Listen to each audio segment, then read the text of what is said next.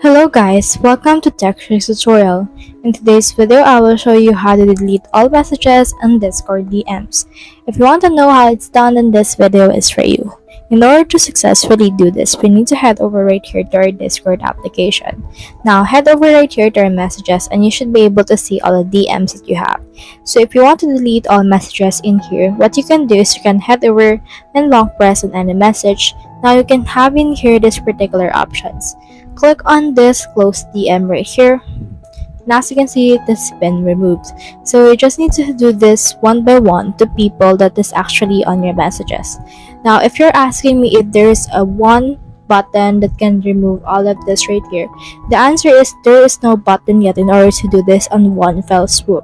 This is because Discord haven't developed this particular feature yet, so we just need to head over and do this manually by clicking on the close DM right here. So just do this until you reach the end of all your messages and you should be good to go. So that's the whole process. If you have any questions, comment them down below and we'll try our best to answer. Thanks!